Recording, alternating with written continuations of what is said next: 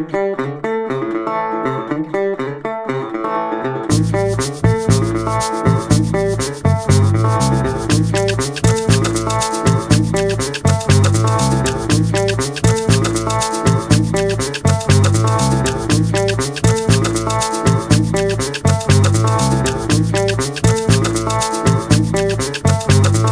of the most important things to think about is the horse's basic anatomy when fitting your saddle.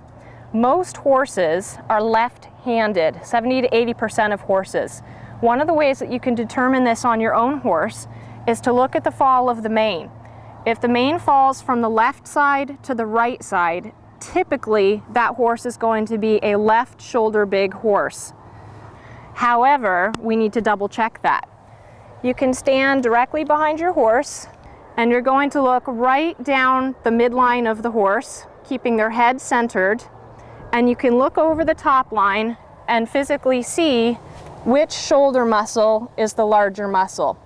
When you go to the tack store, the saddle maker has made his saddle even on both sides.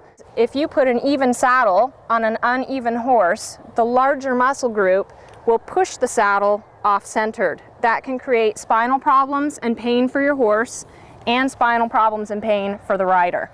The shoulder of the horse has a tremendous range of motion. The back of his shoulder muscle is right here. Now, if we mark that, when I ask him to pick up his leg and bring it forward as if he was in full extension, the back of his shoulder is now right here. We put the leg back down squarely.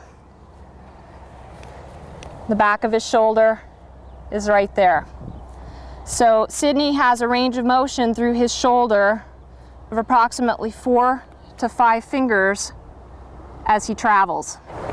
If you have a saddle that already sits tight and flush behind this big shoulder muscle, where is it going to go? This horse has nowhere for this large shoulder muscle to travel. He's going to be short-strided, he's going to be pinched, and he's going to start to become reactive.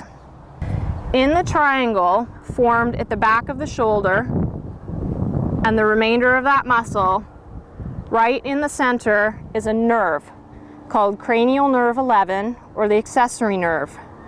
Pressure on that nerve causes a reflexive action whereby the horse becomes agitated, hollows through the spine, twitches, pins their ears, and this is the same area that a stallion bites when he mounts a mare for live cover, because it causes a physical reflex of stopping, hollowing through the back and the croup. Now, if we're asking our English horses to engage through the abdomen, collect and go long and low, and they're experiencing pain and pressure in this area, how are they supposed to collect and engage?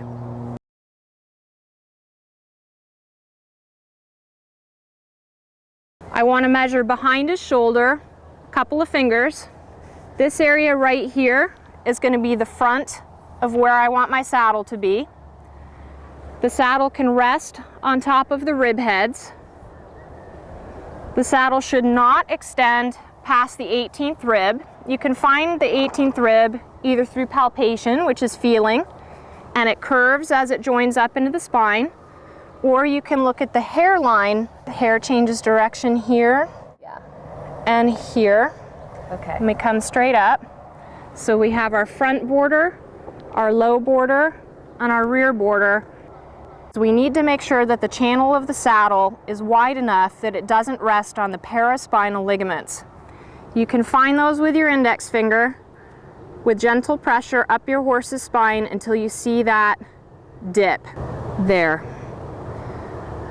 Paraspinal ligament right there, and right there on the other side. If I mark that and run my hand through, Sydney needs about a 4 to 5 finger width in the channel of his saddle to prevent pressure over the paraspinal ligaments. Lily says, oh no, not that thing.